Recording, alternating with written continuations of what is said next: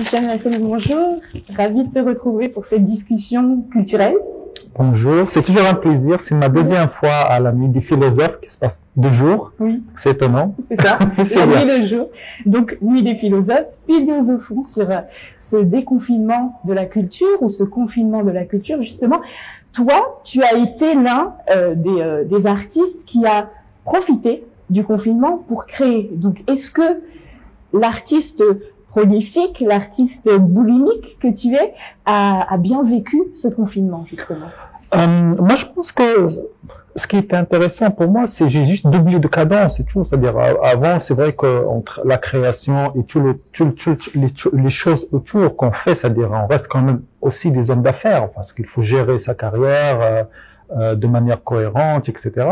Donc, moi, j'ai juste trouvé qu'on avait plus de temps pour s'asseoir, écrire, dessiner, travailler sur, élaborer des projets, écrire des scénarios, etc. Donc, ça m'a permis à la fois d'aller plus vite, parce que j'avais plus de temps, et aussi, en fait, de regarder de manière un peu dépassionnée ce qui se passe, parce que moi, j'avais l'impression que ça a montré la faiblesse de notre société dans le sens où on est très, très fragile.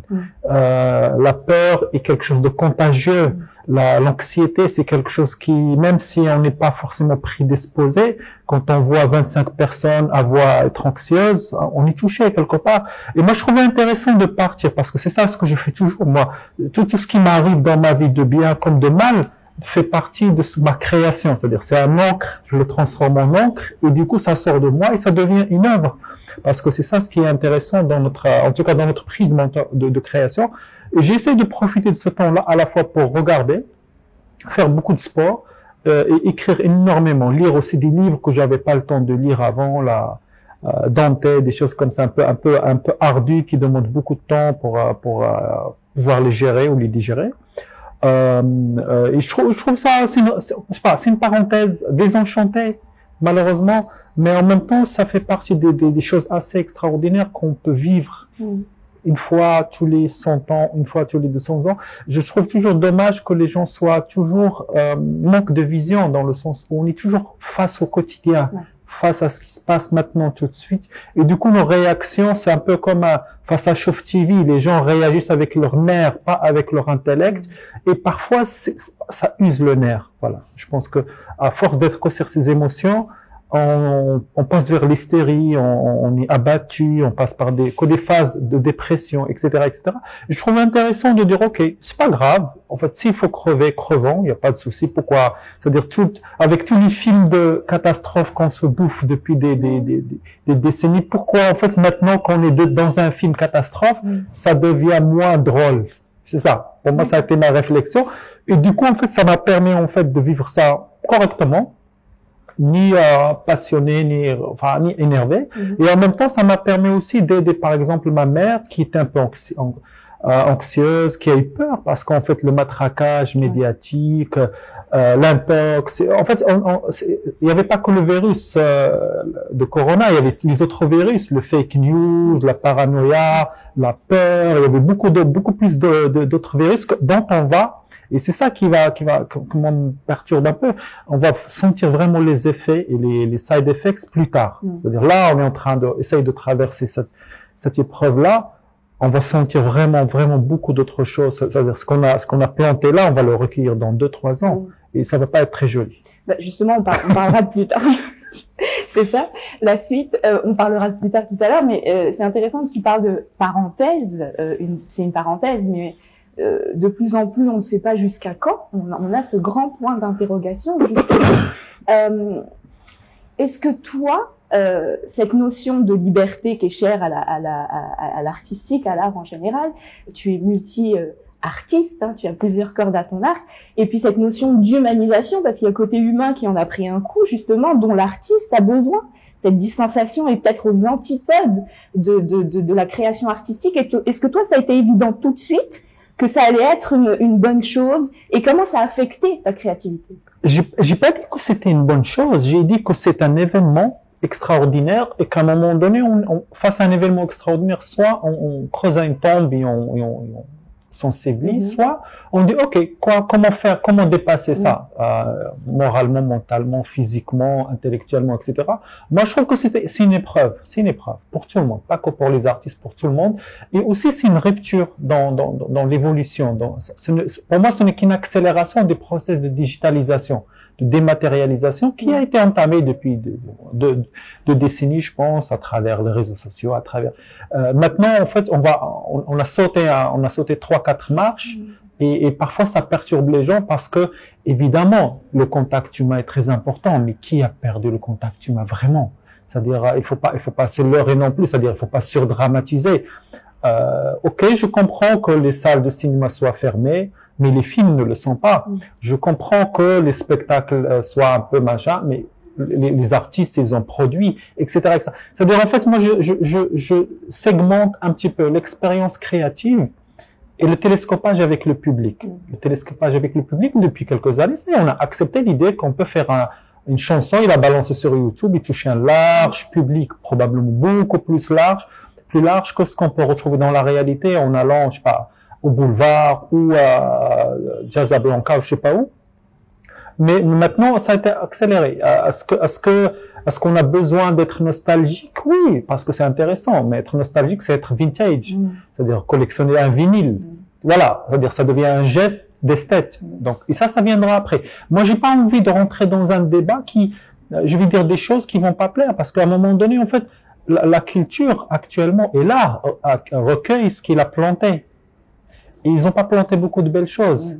Malheureusement, je parle de salles de cinéma, en fait, ils sont en train de pleurnicher sur le manque de public et tout ça, mais les salles de cinéma au Maroc, ça présentait toujours les mêmes films, une sorte de stérilité terrible au niveau de la programmation, pas des choses qui m'intéressaient moi. Moi, en tant qu'artiste marocain, cinéaste marocain, c'était beaucoup plus facile pour moi de sortir mon film Art et Essai, qui est allé à Berlin ou à Toronto, ou à je sais pas où, à Cannes, en France qu'au Maroc, parce que les Marocains, soi-disant, ne regardent pas ce type de film, ou parce qu'il y a aussi une sorte d'omerta, parce que si tu fais pas un film un peu bas du plafond ou un film télévisuel, sans forcément inciter les gens, mais je veux dire, c'est une qualité d'écriture. C'est même pas accepté, c'est même pas envisagé, et on a tous souffert de ça, certains cinéastes marocains. Donc, ça change pas ma life maintenant que les salles ferment ou pas, parce que je suis pas dans le commerce. Je suis dans là, j'ai envie d'être accessible, donc vous voyez, je vais les poster sur YouTube pendant 3 mois chaque année, et les gens vont les voir un peu partout, parce que les salles de cinéma aussi n'existent pas partout. Ça existe que dans des villes un peu économiquement viables, on va dire. Voilà, il faut pas être aussi dans la pseudo-victimisation, parce que là, c'est aussi l'occasion d'évoluer. C'est-à-dire ce qu'on a vu avec les phénomènes Netflix et toutes les plateformes, c'est qu'à un moment donné, ça rend accessible des choses. Maintenant, il y a des le Warner qui va sortir un blockbuster sur HBO Max plutôt que sur les salles parce qu'ils ont attendu pendant 1 an et que ça coûte beaucoup d'argent de stocker un film, de le garder parce que la promotion, etc.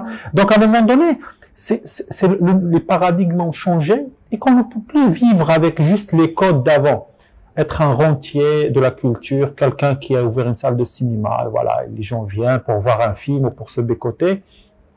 Moi, je pense que je fais pas, ça me touche pas, ça me parle pas, je suis pas dans ce commerce-là. L'autre chose, c'est qu'à un moment donné, en fait, c'est vrai que les gens du tourisme, ils ont souffert, mais c'est mondial, ça touche pas une partie du monde au détriment d'un autre. Je pense qu'on est moins touché que les États-Unis, que les pays beaucoup plus développés, parce que notre pyramide démographique, il est inversé par rapport à la France, c'est là où finalement, parfois, on s'étonne de la sévérité aussi des mesures, parfois. Sachant qu'on peut pas appliquer ce qui se passe dans un pays où les gens sont plutôt âgés, un pays où les gens sont plutôt jeunes. Ça marche pas de la même manière. Et les chiffres, en fait, le disent. C'est-à-dire, je sais pas, à un moment donné, je parlais avec une amie, je lui disais, en regardant le nombre de gens morts, les victimes de Corona, sachant qu'il y a un débat, il y a une polémique sur les gens morts, parce qu'on mettait tout au compte de la mortalité Corona, alors que parfois il y a beaucoup de gens, et on a constaté ça, beaucoup de gens qui sont morts de causes naturelles. Bon, ça c'est autre chose, c'est un autre débat qui nous intéresse pas du tout. Mais je veux dire, si on a laissé la vie comme elle est, il y aurait beaucoup plus de morts juste par les accidents de voiture ou la circulation, c'est comme ça. Mais bon, je pense que on avait besoin de passer par là pour s'exfiltrer vers le prochain, je sais pas, millénaire. C'est ça, je pense, la naissance du nouveau millénaire, c'est maintenant, c'est pas avant. Donc, est-ce que j'ai besoin de prendre ça mal? Non. Est-ce que j'ai besoin de prendre ça sur les nerfs? Non. Est-ce que j'ai besoin d'intellectualiser ça et dire, OK, c'est un geste de l'histoire, il faut le vivre pleinement, parce que dans 20 ans, nos enfants vont se foutre de notre gueule. Ou donc 30 ans, tout le monde va dire, mais c'est des gens qui ont passé un an avec un masque sur le visage. Est-ce qu'ils étaient fous? Etc. Comme ça arrive, parce que est-ce que c'était une hallucination collective? Alors que c'était juste voilà. Il faut envisager ces fictions-là en se projetant dans l'avenir, parce que c'est ça qui est intéressant.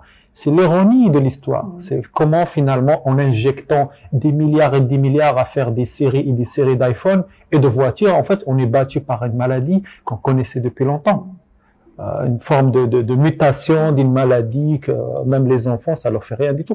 Donc voilà. Donc, ce qui est intéressant, c'est l'ironie de cette histoire-là et comment, en fait, l'incarner sans forcément être mis dans moi, je suis pas un politicien, je suis pas un journaliste, j'ai pas besoin d'être premier degré.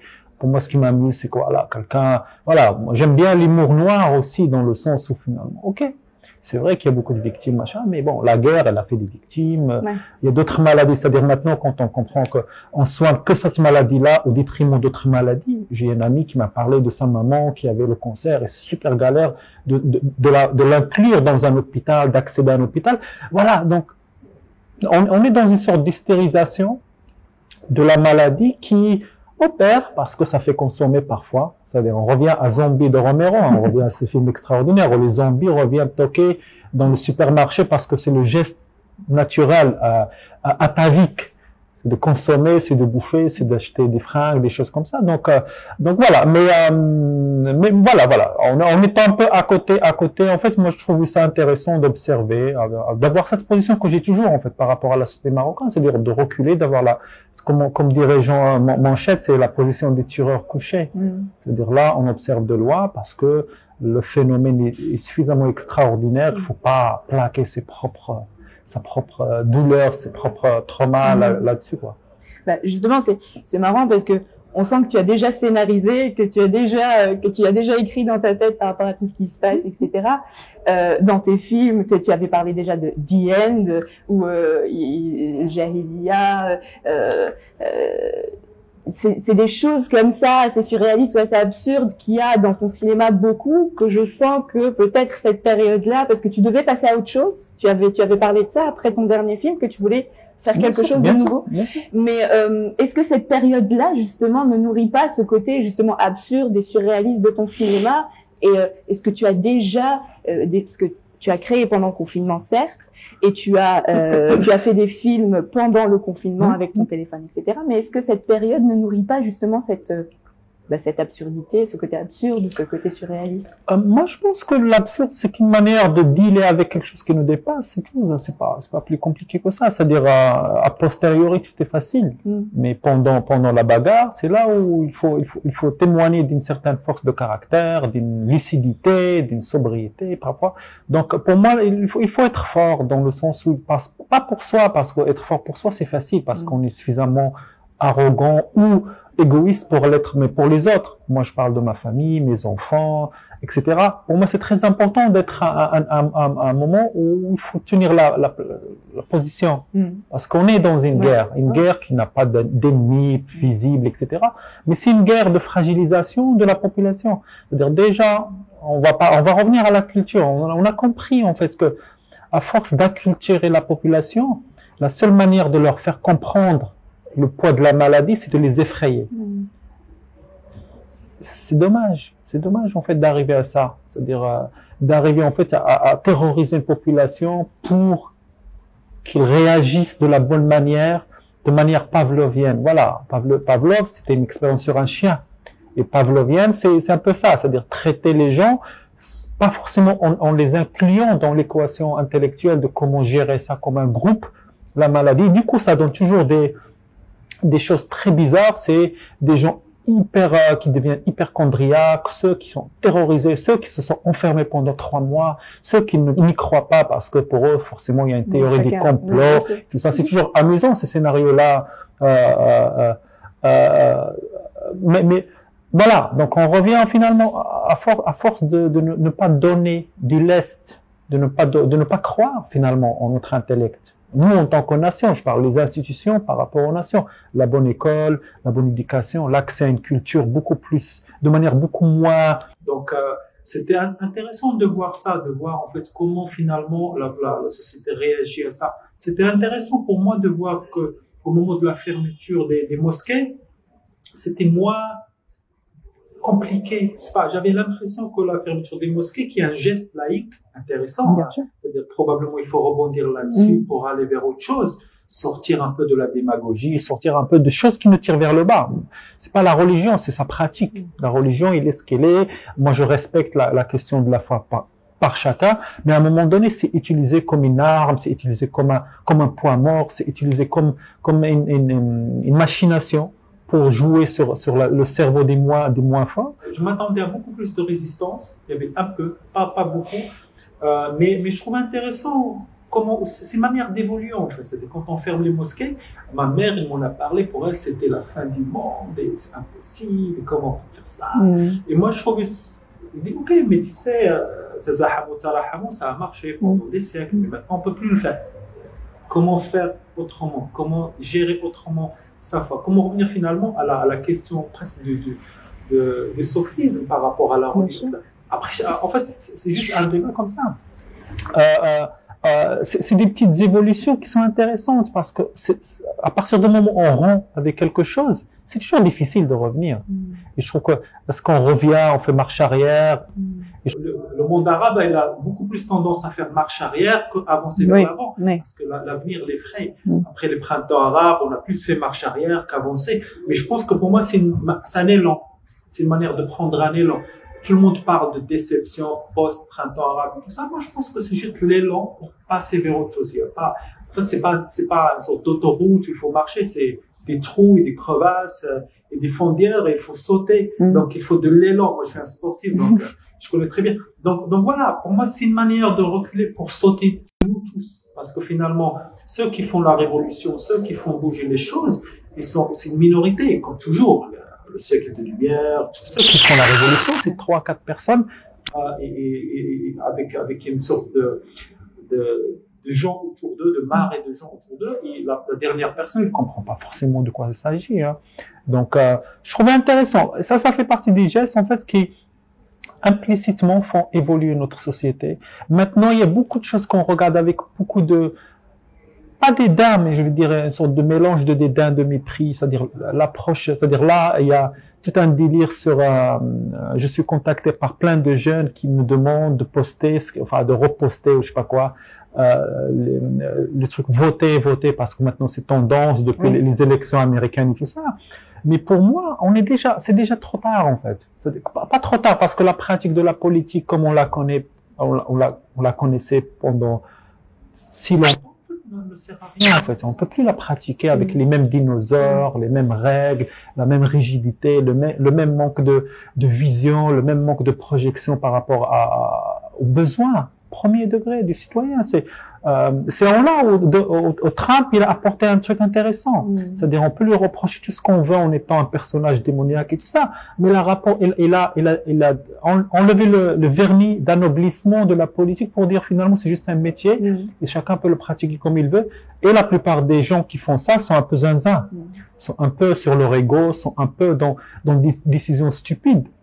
Ça a été présenté dans un film de Stanley Kubrick qui s'appelle Docteur Folamore, Doctor Strangelove, ou Comment vivre avec la mort. Bref, il y a un titre à rallonge qui raconte exactement ça. C'est-à-dire, personne n'en a parlé, mais ça dit juste un président fou. Il a un bouton, il peut le presser, faire péter le monde. Après, c'est un film des années 50. C'était la peur de la bombe atomique, c'était l'URSS, les deux blocs, etc.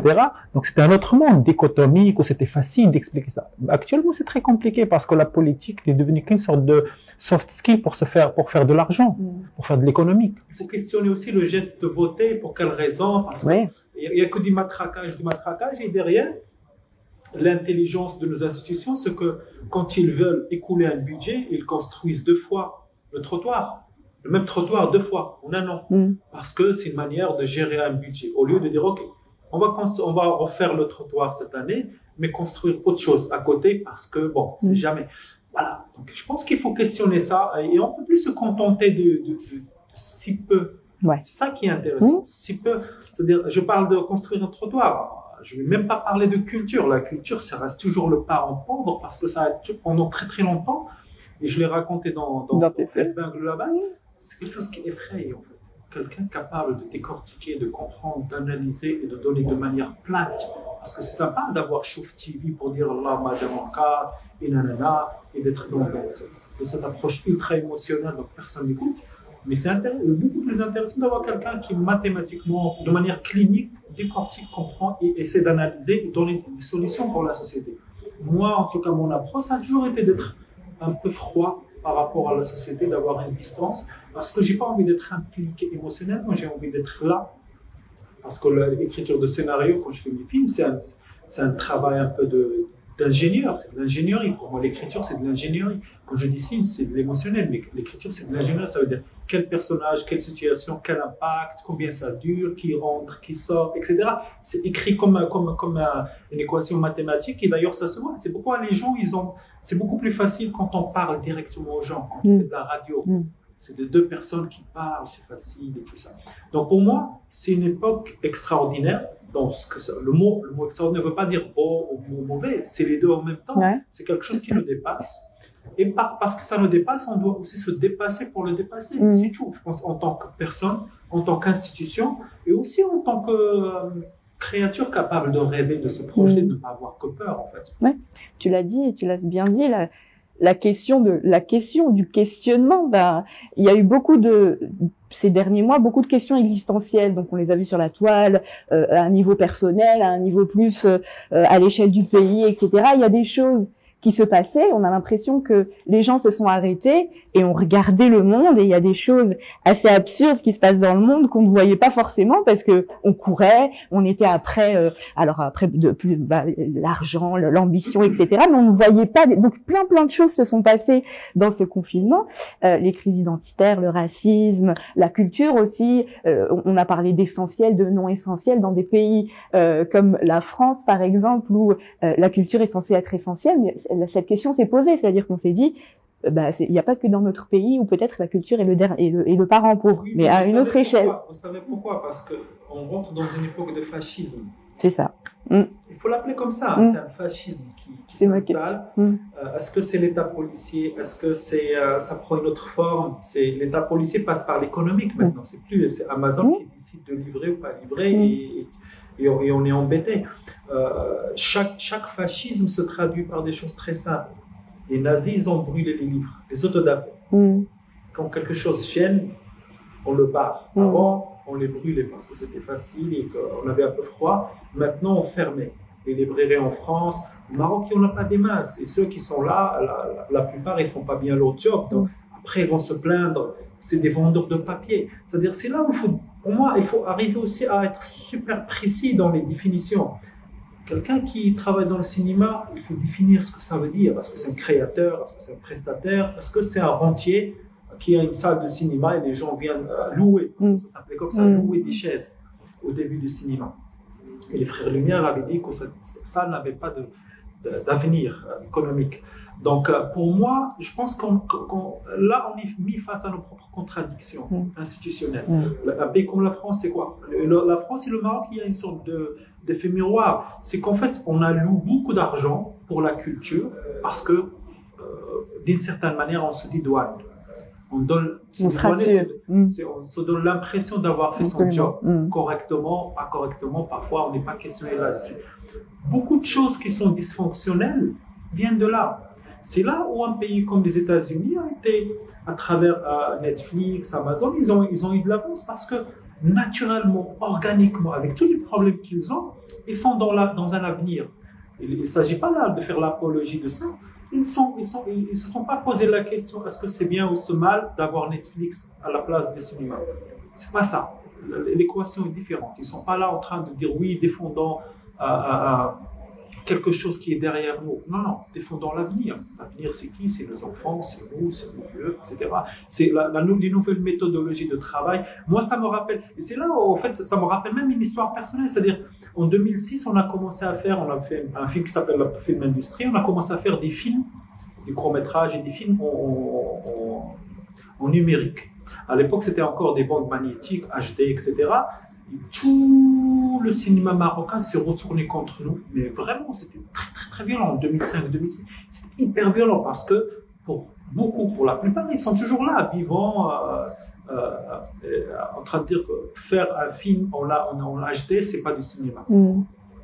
Parce qu'ils avaient besoin de donner l'impression. Voilà, c'est devenu un combat en fait intergénérationnel entre ceux qui défendent le passé et ceux qui sont là, qui sont dans l'air du temps, tu vois. Et c'est étonnant, c'est très étonnant de voir en fait que maintenant ils sont dépassés. C'est-à-dire, même quand ils essaient de faire un film en HD, il n'y a pas la bonne utilisation parce qu'à un moment donné, faire un film en 35 mm, c'était le nec plus ultra, c'était la manière de couper le truc en deux et tout ça. Maintenant, le meilleur film qu'on a vu cette année, c'est Manque. C'est un film tourné en HD par Fincher qui passe sur Netflix. Tout le monde l'a vu, tout le monde va avoir un avis, oui, non, etc. Et ça va pousser les gens à revoir Citizen Kane, etc. Ça, c'est cohérent. Il y a une cohérence. C'est-à-dire, c'est un film fait en 2020 qui parle d'un film fait dans les années presque 40 et qui est considéré comme l'un des plus grands films. Le plus grand. Entre lui et Vertigo, ça se joue toujours entre ces deux films-là. Voilà, il y a un héritage, il y a une transmission, il n'y a pas de rupture, c'est-à-dire il n'y a pas quelqu'un qui dit non, je vais tourner en 35 parce que bon. Non. Donc voilà, je pense que c'est plus dans les idées et dans les singularités, c'est-à-dire nous, on a peur de célébrer les singularités, on a peur de célébrer les esprits qui sortent du lot, qui sortent de la meute, qui sortent de Tazahamu Tarahamu, qui sortent de ce truc-là, de cette mélasse-là, parce que c'est effrayant. Ça veut dire quoi? Ça veut dire que les gens, ils se sont retrouvés dans une sorte de détresse au quotidien, parce que leur quotidien d'avant était une sorte de course-poursuite comme ça, dirigée par autre chose que par eux-mêmes. C'est comme un hamster. Quand on lui a enlevé la roue, il commence à regarder autour, qu'est-ce que je fais maintenant? Le hamster, en tournant la roue, il ne génère pas d'électricité. C'est juste qu'il tourne là, il court sur une roue parce que c'est un hamster et qu'il est débile. Donc pour moi, la plupart des gens, ils se sont retrouvés dans un monde sans roue. Parce qu'il y a des gens qui vivent pour leur travail, il y a des gens qui vivent pour aller emmener leurs enfants à l'école en deuxième position, il y a des gens qui sont tirés vers ce quotidien-là en disant je vais travailler 5 jours ou 6 jours par semaine parce que le week-end je vais me bourrer la gueule ou aller à la plage ou faire je sais pas quoi. Et quand on leur a enlevé cette option-là, ils ont découvert qu'il n'y a rien à faire. Qu'est-ce qu'on fait? On va regarder des films, c'est crevant, on ne lit pas. La plupart des gens ne lisent pas malheureusement. Et c'est là, parce que moi j'ai passé une année extraordinaire parce que ça m'a permis de lire et de relire des choses qui m'ont nourri et qui m'ont apporté énormément de choses. J'ai été super productif parce que je n'étais pas dans l'anxiété, etc. Je pense qu'il y a beaucoup de gens qui ont joué aussi là-dessus. J'ai écrit beaucoup de scénarios, élaboré beaucoup de projets. Je ne me suis pas arrêté pour dire, bon, si je crève, non, si je crève un jour, il n'y a pas de souci, je serai heureux parce que j'ai accompli les choses que je voulais accomplir. Je ne suis pas là en train d'attendre le week-end ou je ne sais pas quoi. Après, on n'a pas les mêmes métiers. Je veux dire que les intériorités, c'est aussi important parce qu'on ne construit pas beaucoup d'intériorités. En fait, on est en tant que peuple. Les gens existent les uns par rapport aux autres en écho. C'est rare, c'est très étonnant. Hein, ouais. Dans le café, dans les lieux publics, etc. Alors que pour moi, le lieu public, c'est un luxe aussi. C'est choisi d'être avec les gens. Moi, je suis un peu agoraphobe. C'est difficile pour moi d'être tout le temps avec beaucoup de gens. C'est très difficile parce que si on n'est pas gentil, on passe pour un arrogant. Si on n'a pas envie de parler aux gens, on passe pour je ne sais pas quoi. Quand on commence à parler aux gens, à un moment donné, ça devient difficile, etc. C'est des fragilités qu'il faut assumer et les développer et travailler contre ça. Donc, les gens se sont découverts que sans l'autre, ils n'existent plus. Parce qu'il n'y a pas d'intériorité, il n'y a pas de monde intérieur où les choses peuvent se passer. En fait, on ferme les yeux. Ça qui est génial avec l'humanité, c'est qu'on ferme les yeux et on rêve. On peut rêver, on n'a même pas besoin de voir un film ou de lire un livre. On se projette dans un truc et ça peut être génial. C'est pas forcément de la méditation, mais c'est des petites choses comme ça qui sont intéressantes. Puis, malheureusement, on n'a pas développé ça en nous parce qu'on ne voulait pas développer des singularités, donc pas d'individu, pas de philosophie. On est là dans la nuit des philosophes. Et le Maroc, il a une histoire assez hectique, assez particulière avec la question de la philosophie. Tu vois, la mettre, l'enlever, mettre en arabe, en français, parce qu'on a peur en fait que cette voix dissonante soit gênante. C'est-à-dire, je suis en train de faire un podcast qui parle basiquement de pourquoi à un moment donné, on se retrouve dans un pays où on a une pétition et une contre-pétition. Voilà, un truc con, c'est bête, stupide, mais pourquoi, à quel moment quelqu'un décide d'être pas d'accord et de faire une pétition pour ne pas être d'accord? On peut ne pas être d'accord sur des choses, mais ça n'empêche pas d'être cordial, ça n'empêche pas de dire que l'autre peut exister, parce que c'est dans cet échange-là qui est intéressant. C'est ça qui est beau, c'est la dialectique. À partir du moment où on peut échanger, dialoguer, on fait évoluer nous-mêmes et on fait évoluer la société. Et on n'a pas besoin on ne sent pas le complexe d'infériorité, parce que c'est quoi? Empêcher quelqu'un d'exister, c'est juste en fait chercher à colmater une sorte de complexe d'infériorité qu'on a en nous. On est avec ça, mais on travaille contre, on essaie d'être beaucoup plus souverain, beaucoup plus noble que ça. Bah justement, c'est intéressant parce que oui, il y a la notion de l'autre, il y a la notion de, et tu le disais tout à l'heure, que cette pandémie ou ce confinement, déconfinement, etc., a fait ressurgir des failles qu'on a essayé de cacher pendant très très longtemps. On a caché, et là ça a fait ressurgir nos limites peut-être. Mais est-ce qu'on va apprendre de tout ça? Ou est-ce que on va oublier très vite et on va reprendre là où ça s'est arrêté? Moi je pense que en fait il y avait plus de place sur le tapis. Tu sais. On mettait tout sur le tapis, les cadavres, la poussière, la peau morte, tout ça. Non, moi je pense très sincèrement, l'histoire, moi je suis un amoureux de l'histoire. J'adore l'histoire parce que finalement il y a tout dedans. C'est cyclique, ça part, ça revient, c'est dramatique et ça devient une farce. Et ça, on va rien apprendre. On va rien du tout apprendre. C'est ça qui est intéressant, c'est-à-dire on va juste passer. On va traverser le fleuve et nos pieds vont sécher et puis on va dire bon, on n'a jamais été dans un fleuve, jamais été mouillé, etc. Donc, et ça c'est pour la plupart des gens parce que le quotidien va se refermer sur eux comme une mare de pétrole. Et ça va continuer, leur vie va continuer à payer des impôts, à payer des crédits, à acheter des moutons, à voler des moutons, je sais pas quoi, à faire des choses un peu qui font partie du quotidien. Mais le quotidien, c'est pas la vie. Le quotidien, c'est la gestion un peu au quotidien des petits tracas de la vie pour avoir un confort. Ce confort, c'est pourquoi c'est étonnant de voir des gens qui travaillent toute la semaine pour à la fin aller dormir ou ne rien faire ou ne se projeter dans rien ou etc. C'est ça en fait, c'est-à-dire il faut réapprendre en fait l'individualité, il faut réapprendre la singularité et puis il faut se cultiver. Je pense qu'on est tous un muscle. L'humain est un muscle qui se développe. Si on le laisse, il va devenir flasque. Si on le travaille, ça devient plus vert, c'est plus intéressant, c'est plus léger en fait. On peut même marcher sans souffrir, sans avoir le souffle coupé, etc. Mais malheureusement, il faut pas se leurrer. On va rien apprendre. C'est-à-dire, on va apprendre 2-3 choses, ça va rester. Voilà, comme on parlait de, je sais pas, des années à jour, des années à la sécheresse, des années marquées par un événement traumatisant pour la population. Mais je pense que la plupart des gens vont, voilà, c'est aussi notre capacité à oublier en fait le drame. On le passe et puis c'est derrière nous, donc notre corps, notre esprit se referme sur ces douleurs-là, ces solitudes-là, sur ces violences-là, pour dire maintenant on est là, on va retrouver encore plus de gens sur les terrasses de café. Je pense que la seule chose qui va changer, c'est l'envie de faire la fête. Ouais. Comme après une guerre, comme après les Trente Glorieuses, etc. On va vouloir être plus ensemble, faire la fête, s'éclater, tout ça. Mais voilà, c'est une énergie un peu hystérique aussi. C'est pas forcément très positif. C'est-à-dire faire la fête, ça doit être génial quand tout est là. On n'est pas là pour colmater quelque chose. Donc voilà. Mais je pense que ça va nous permettre aussi on va voir trop de choses autour de cette maladie-là, en termes de texte, de littérature, de films, tout ça. Il faut esquiver la vague. Moi, je pense qu'il faut esquiver la vague. C'est là où l'idée, en fait, de se projeter, littéralement, est intéressante. De dire, OK, maintenant, dans 5 ans, qu'est-ce que ça va être? Et dans 10 ans, qu'est-ce que ça va être? Et quelle est ma position dans le monde actuellement, etc. Ouais. Tu parlais de muscles tout à l'heure. Parlons de ton muscle à toi pour parler de choses positives. Tu parlais d'hystérie aussi, cette hystérie créative qui te correspond. Tu as eu un retour à la littérature, enfin au livre, toi, enfin à l'écriture aussi. Tu as écrit 3 romans. Pourquoi cette envie et comment on trouve cette énergie-là? Est-ce que c'est quelque chose qui était là depuis longtemps ou c'est une poussée comme ça pendant le confinement? Comment ça? En fait, moi, j'ai toujours été un peu autant je suis socialement mou, je sais pas comment dire ça.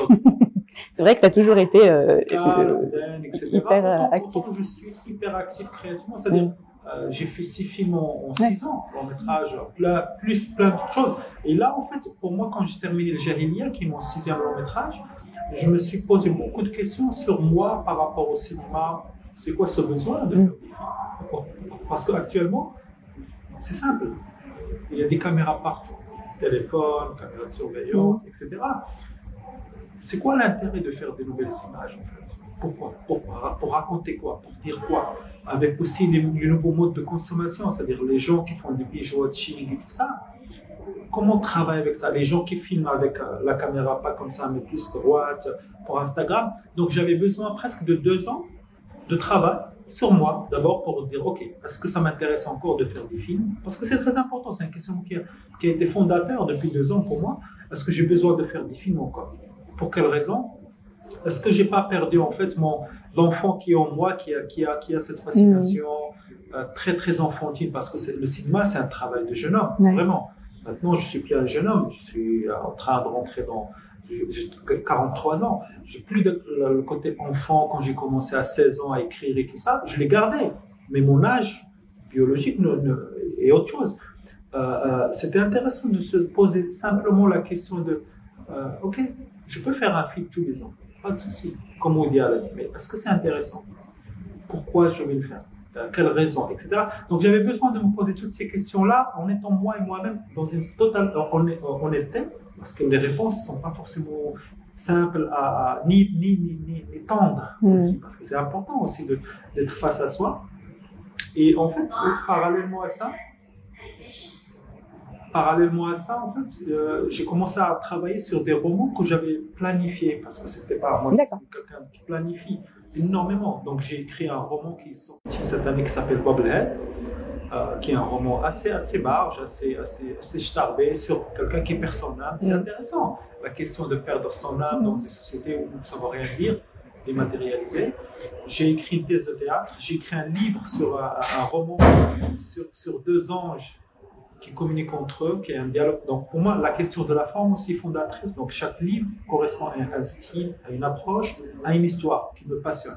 Quand je suis passionné, ça va très très vite pour moi. Quand le truc me prend, je me réveille à 5 heures du matin et je commence à écrire. Je n'ai pas besoin de dormir. Donc c'est comme ça que je marche. Moi, je marche à la passion. C'est ça mon carburant. La patience, ce qui est intéressant, c'est que ça ne te fatigue pas. La différence entre quelque chose qui génère de l'électricité et quelque chose qu'on consomme se pose là. Moi, quand j'écris, ça me génère des idées, ça me génère de l'énergie, ça me booste. C'est pas un travail crevant, etc. Il m'est arrivé à écrire des choses qui n'étaient pas forcément intéressantes quand j'ai commencé à écrire, que ce soit des scénarios pour d'autres personnes et tout ça, où je sentais que c'était un truc éprouvant pour moi parce que j'avais pas de passion. C'était presque un travail. Mais j'ai essayé d'arrêter ça parce que c'est crevant et à la fin on n'est pas content, ça ne met pas en une good mood, etc. Donc en fait voilà, pour moi ça coûte rien du tout. En fait. C'est le temps que j'ai, c'est mon travail. C'est-à-dire si je suis fonctionnaire et que je travaille correctement, 8 heures par jour, je vais produire 5 à 6 pages par jour. Sur l'année, ça fait beaucoup de pages à garder en fait, parce que les 50 écrits, en fait on garde une qui est valable, mais les autres, il faut les froisser ou les recycler ou un truc comme ça. Donc pour moi, naturellement, j'ai fait ça, j'ai fait des courts-métrages, j'ai travaillé sur un nouveau projet qui est un podcast qui s'appelle Culture Batata, ma nouvelle chanson qui s'appelle Dawi Khawi, etc. C'est des side projects qui se nourrissent entre eux et à un moment donné, je suis juste au milieu. Je suis une sorte de conducteur finalement, ça passe à travers moi et ça se transforme en quelque chose d'autre. Et je trouve cette position-là aussi parce que j'ai choisi de ne pas être producteur, de ne pas être dans le monde concret en fait, de la création artistique, c'est-à-dire je ne gère pas les tournages, je travaille avec des gens en qui j'ai une totale confiance, que ce soit des producteurs, par exemple Lamia Shraïdi qui est ma productrice maintenant principale, ou mes éditeurs, etc. Parce qu'en fait, il y a toujours un dialogue. On peut ne pas être d'accord sur des choses et ça me fait évoluer en tant qu'artiste et j'ai toujours l'impression que je recommence. Et là, en fait, après 2 ans où j'ai fait quand même des courts-métrages et des choses un peu expérimentales, j'ai réalisé que j'ai encore envie de faire des films. Donc, je travaille sur mon prochain long-métrage qui ne se passe pas au Maroc forcément, etc. Donc, mais c'est important d'être honnête, en fait. Je pense que l'honnêteté apporte aussi une force. Et cette force, en fait, c'est d'être seul face à son propre démon, à son propre manque d'inspiration, à sa propre envie de fracasser des choses, etc. Ça aide en fait. Donc pendant le corona, finalement c'est ça qui m'a permis d'être totalement en phase avec moi-même, de ne pas subir ni le matraquage médiatique, ni l'anxiété généralisée, ni la peur qui s'est installée, que je voyais, c'est-à-dire en regardant depuis mon balcon, je voyais que les gens effrayés. C'était très intéressant de voir ça, c'était Zombieland. Moi, j'avais toujours un grand geek et tout ça. Pour moi, tout est matière à amusement, dans le sens entertainment, c'est-à-dire toutes les histoires, c'est-à-dire pourquoi on va se foutre la gueule de quelqu'un qui a fait la Deuxième Guerre mondiale et pas celui qui est en train de vivre le corona. Pourquoi on ne peut pas faire des choses comme ça? Donc, Roberto Benigni, il a fait un film que je trouve excellent, qui est la vie est belle. La vie est belle, sur les camps de concentration. Et beaucoup de gens lui ont reproché en fait de prendre ça trop à la légère et tout ça. Il a le droit en fait de prendre ça au deuxième degré, parce que la douleur, la limite de la douleur, c'est le ressenti. Alors que la limite de l'intellect, c'est en fait, il n'y a pas de limite. On peut se projeter et dire que ça peut se reproduire. C'est dans ce sens-là, en fait, où il faut toujours se méfier en fait des dogmatismes, parce qu'empêcher quelqu'un de faire quelque chose, on revient à notre histoire de eux qui empêchent eux d'exister, etc., parce que ça les dérange et tout ça. Or, disons que le monde est un match de foot et qu'il faut toujours deux équipes pour que ce soit intéressant. Voilà. Mais c'est ça, c'est ta force à toi, c'est-à-dire que tu prends forcément cette situation comme deuxième degré parce qu'il faut une force, il faut puiser dans quelque chose pour justement avoir ce recul, regarder, ne pas être affecté, ne pas être une éponge et tout prendre. D'où tu puisses cette force finalement? Est-ce que tu l'as soupçonné, cette force en toi en plus? C'est vrai, parce qu'il y a des gens qui se sont effondrés, je sais pas, moi j'ai toujours été quelqu'un je suis quelqu'un de très fragile dans le sens où il y a des choses qui me perturbent facilement, très facile, trop facilement parfois, mais moi j'ai toujours vécu dans la solitude, dans l'intériorité en fait. La solitude c'est un mot qui donne l'impression d'être péjoratif, dans une intériorité. Moi j'ai toujours travaillé à l'intérieur de moi-même, à construire des univers que je partage. Et je réussis à les partager parce que je peux faire le film comme je veux. Et j'ai la chance, c'est une énorme chance que j'ai eue de pouvoir faire les films, le cinéma que j'ai voulu faire, et pas un cinéma de gentil arabe sur des thématiques au premier degré, la femme battue, des choses comme ça, où on sort les violents. Moi, ce qui m'intéresse, c'est de questionner ça, questionner le regard, questionner la dialectique, questionner en fait l'héritage post-colonialiste, l'héritage, etc., etc. Un milliard de choses qui sont là et qu'il faut les gérer. On ne peut pas se contenter de raconter une histoire. Ça ne suffit pas. Et c'était très compliqué en fait de passer la rampe, d'expliquer à des gens ailleurs, parce qu'au Maroc, les gens étaient un peu largués par mon travail dans un premier temps. Ailleurs, le droit, moi en tant que Marocain, de faire un film de science-fiction ou de faire une uchronie, comme dit Inde, etc., c'était un combat. Et c'était un combat juste, donc forcément le combat juste te donne de la force. Moi, voilà, sur mes tournages, je suis quelqu'un de très calme. Je suis un focal dans le sens où ça bouillonne en moi, mais c'est l'énergie créative, c'est pas une énergie d'hystérie, c'est pas quelque chose. J'ai pas de problème avec les gens, j'ai pas d'ennemis, j'ai pas quelqu'un à qui j'ai fait une crasse. Il y a des gens qui peuvent être entre guillemets des détracteurs parce qu'ils sont pas d'accord et c'est une manière d'exprimer gauche, en fait, le désaccord. Mais moi, ça me dérange pas. Moi, je suis le premier à vouloir être dans l'échange, dans le dialogue, parce qu'on apprend toujours, en fait. Quelqu'un qui te dit non, tu te pousses à questionner le pourquoi. Et du coup, en fait, si on peut aller plus loin que le non, c'est mauvais ou j'aime pas, un truc comme ça, ce qui est en fait la pure écriture de Facebook, j'aime pas, on peut construire des choses très intéressantes. Je pense qu'il ne faut pas avoir peur de la dissonance, en fait. Il ne faut pas avoir peur de quelqu'un qui n'est pas d'accord. Et de toutes les manières, mon travail a toujours été construit autour d'une sorte de choix. À un moment donné, ça me dérangeait, mais maintenant, je dis, c'est beaucoup plus intéressant.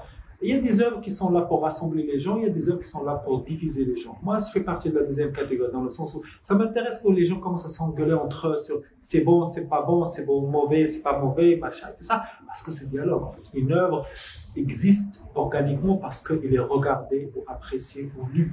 C'est pas l'objet lui-même. L'objet, en tant que fétichiste, bien sûr, j'adore imprimer un livre et le poser dans ma bibliothèque ou acheter des Blu-ray ou des choses comme ça. J'ai une large bibliothèque où j'ai des choses que j'ai ramassées pendant 25 ans. Mais c'est pas ça qui est intéressant. Ce qui est intéressant, c'est 20 ans plus tard, tu parles d'une séquence où tu sors un dialogue, où tu parles d'un détail, d'un film à toi, et tu as besoin de creuser pour te rappeler, ça me rappelle quelque chose, mais je ne sais pas quoi. C'est ça qui est intéressant, parce qu'il y a des gens pour qui ça devient un geste important dans leur quotidien. Et c'est ça, cette viscéralité, moi, c'est ça qui m'a toujours interpellé, intéressé dans les œuvres que j'aime. C'est des choses viscérales, c'est pas forcément des choses plaisantes, c'est pas forcément des choses rassurantes, c'est des choses qui me perturbent parfois. Voir un film comme Salo de Pasolini, c'est pas un film agréable à voir. Je l'ai vu la première fois, ça m'a écœuré. La deuxième fois, ça m'a fait beaucoup rire parce qu'à un moment donné, en fait, j'ai passé la rampe de la première, le premier blocage parce qu'après, je suis devenu un cartoon. Vraiment, littéralement, ça devient presque une sorte d'hyperbole sur une situation de fascisme, etc. Et ça m'a beaucoup fait rire parce qu'à un moment donné, en fait, ça y est, je suis plus sur mes émotions, à pleurer parce que la bienséance fait que, voilà, ceux qui ont vu le film Salo, ils comprennent de quoi je parle, mais c'est ça qui est intéressant parce qu'on peut questionner notre propre approche aussi. C'est-à-dire, ce qui est intéressant de toutes les manières dans le monde, c'est pas les certitudes, c'est le doute. Les certitudes, il y en a beaucoup, mais le doute, il y en a un. Et c'est ça qui est intéressant. Peut-être qu'on ne doute pas assez, ou parce qu'on ne pense pas assez, peut-être. Tu nous dis, hein, si on doit s'arrêter à un moment. On peut continuer longtemps, Hicham. Avec Hicham, c'est toujours un plaisir. Mais justement, là, tu disais tout à l'heure, parce que tu avais un peu anticipé, mais c'est aussi le propre de l'artiste d'anticiper. On reprend beaucoup de Camus, on revient sur des choses qui ont été déjà écrites. On a l'impression que tout a été écrit, ou beaucoup de choses ont été écrites, que dans la culture, justement, il y a, voilà, c'est une encyclopédie dont on peut apprendre beaucoup dans les livres, dans les films, dans les œuvres, absolument tout. Tu as écrit justement dans Bubblehead quelqu'un qui perdait son âme, quelque chose qu'on aurait pu écrire peut-être après cette période-là, puisqu'on a l'impression que on aurait tous perdu notre âme. On est confronté comme ça. Toi, tu es végane aussi, tu es végétarien. Enfin, tu as cette conscience de la nature, etc., que beaucoup n'ont pas. Est-ce que justement, on n'aurait pas justement perdu notre âme? L'humain n'a-t-il pas perdu son âme? Et c'est une confrontation finalement à cette question-là, en tout cas.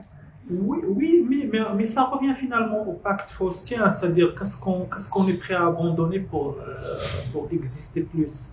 C'est tout, c'est ça. Ouais. C'est-à-dire, actuellement, c'est là où finalement, quand on voit beaucoup de choses autour de nous, on est dans le risible. On est dans comme dirait Céline, rien de racontable. Il y a beaucoup de choses qui sont de rapport de force, de pouvoir, de la corruption. Pas que la corruption au sens morata, mais la corruption au sens profond, c'est-à-dire détruire la structure sociale. Les jeunes actuellement, ils sont fatigués. Ils sont jeunes, mais ils sont déjà fatigués parce que ils sont blasés surtout. Voilà, ils sont fatigués de voir que les choses n'évoluent pas vraiment parce que on essaie toujours de plaquer des structures d'avant sur des choses qui se passent maintenant et ça marche pas. Et du coup, ça s'arrange, etc.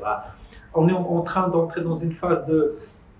Je n'ai pas envie de parler de politique, mais on est en train d'entrer dans un truc d'élection et tout ça. Mais tu sens venir le truc, quoi. Les rues sales encore avec des tracts, le matraquage, pour des programmes qui ne vont pas forcément changer de ce qu'on regardait quand on était enfant. D'une certaine manière, c'est la valse démocratique, ou le théâtre de Pantin démocratique. À un moment donné, en fait, c'est fatigant. Je pense que c'est fatigant pour ceux qui l'exercent comme pour ceux qui les regardent. Et qu'il est temps de changer, en fait, de changer quelque chose. La question de perdre son âme est fondatrice parce que c'est notre sensibilité, en fait, là. C'est ça, c'est notre software. Nous, on est une machine, mais ce qui nous fait marcher, c'est notre software. C'est dans ce sens-là où Bubblehead était intéressant, l'histoire de quelqu'un qui perd son âme, on dérobe son âme.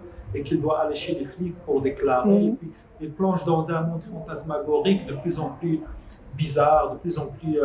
qui interpelle, parce que j'ai travaillé sur des formes d'art, de chapitre en chapitre, sur des formes scientifiques de chapitre en chapitre.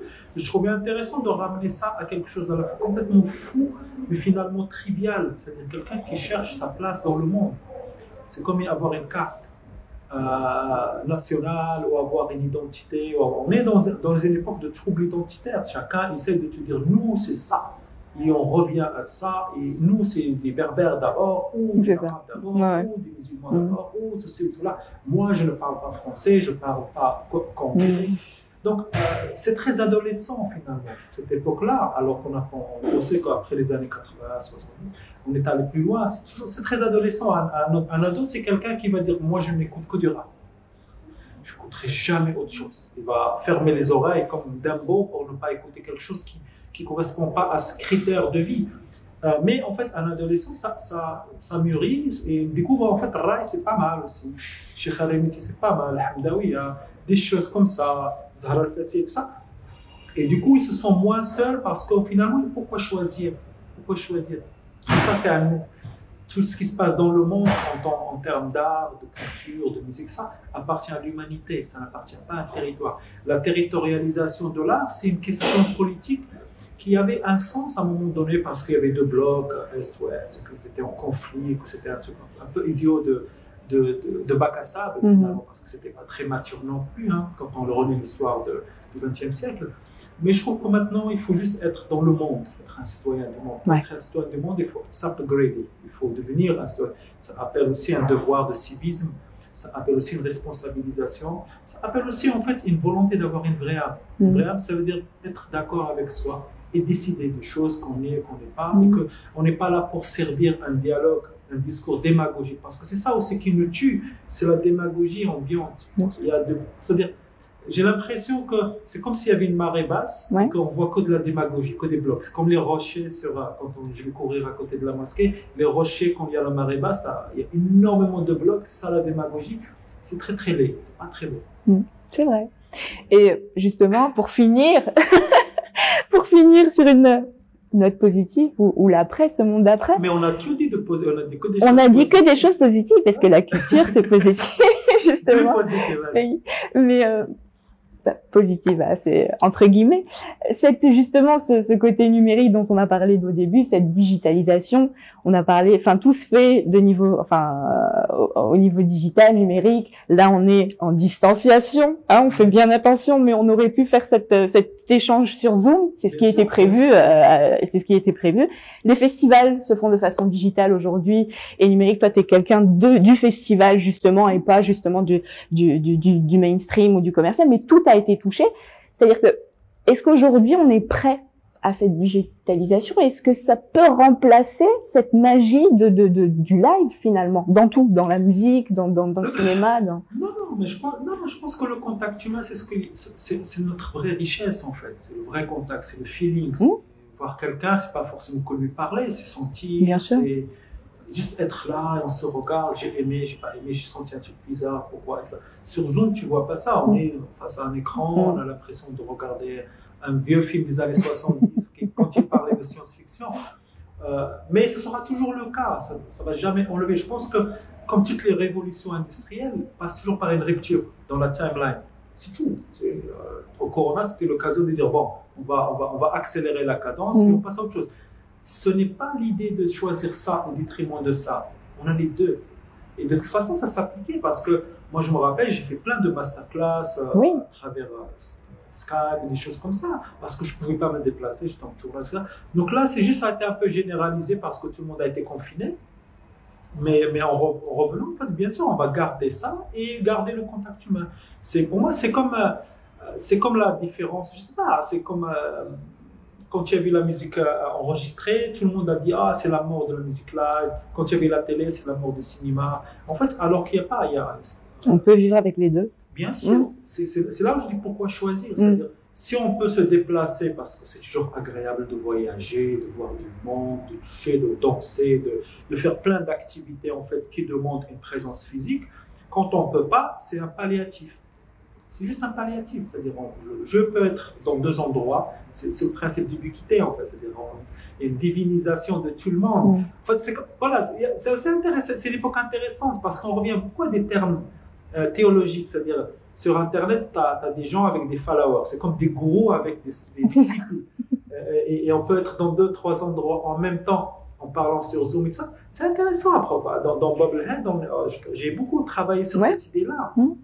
Le personnage qui est partout en même temps, et c'est pas forcément Dieu, c'est quelqu'un qui a inventé la téléportation, d'une certaine manière. Donc, mais en fait, c'est que je pense que le monde gagne ça au détriment d'autres choses qui vont tomber. Parce que voilà, on revient au Maroc, on revient aux salles de cinéma, on revient à l'accès aux salles de cinéma. La plupart des villes marocaines n'ont pas de salle de cinéma. Ouais. Agadir, on n'a pas de Est-ce que c'est pas dommage qu'on conditionne le visionnage d'un film par la construction d'une salle de cinéma qui est un bâtiment? Non, parce qu'on n'a pas compris qu'on peut utiliser les Dar Shabab, les maisons de jeunesse, etc. Comme ça marche pas, à un moment donné, en fait, YouTube devient la grande salle de cinéma de tout le monde, ou Netflix, ou un truc comme ça. Donc pour moi, on donne à choisir, et les gens choisissent. Moi, j'adore aller à l'IMAX, m'asseoir, manger du popcorn, regarder Star Wars. J'adore. Ça me manque de regarder un blockbuster Marvel, un truc comme ça, tranquillement, pas forcément le week-end, parce qu'il y a trop de monde. Mais voilà, mais j'ai pas besoin de choisir entre ça et ça, parce qu'après, je vais acheter le Blu-ray et le regarder chez moi et le ranger, etc., parce que c'est ma culture d'enfance. Pourquoi choisir? Je pense que c'est ça qui est intéressant. Il y a à boire et à manger pour tout le monde. Toutes les choses ne sont pas qu'économiques, parce qu'en fait, on fait passer tout par le prisme de l'économique. Et quand je dis l'économique, c'est les intérêts de certains au détriment des intérêts de la population. Moi, personnellement, pendant le confinement, j'ai mis tous mes films sur YouTube et ça m'a pas eu beaucoup de problèmes avec mes producteurs et mes distributeurs, parce que pour moi, c'est quelqu'un qui habite au nord, au sud, à Hafir, partout, il peut accéder il a une connexion. Il peut voir le film. Il va me voir quelque part sur une interview, parler de mon film, il peut voir bande-annonce, mais pourquoi il ne peut pas accéder au film? La culture ne doit pas être conditionnée qu'au par acheter, vendre. Je pense que notre devoir en tant qu'artiste aussi, c'est d'être dans le partage. Parce que partager la culture, c'est aussi créer une nouvelle génération de cinéphiles qui s'intéressent à ce qui se fait au Maroc. Parce que, comme je disais, en fait, on commence toujours par regarder que l'herbe est plus verte ailleurs, et à un moment donné, on se retourne, on dit, tiens, cet arbre, il n'existe nulle part, que chez moi, à part chez moi, etc. Donc, il faut être prêt aussi à avoir la patience de cette jeunesse-là, et en même temps la pertinence de dire, ok, quand ils vont faire leur boomerang, quand ils vont revenir, parce qu'on est tous des boomerangs, on part partout, et puis on revient.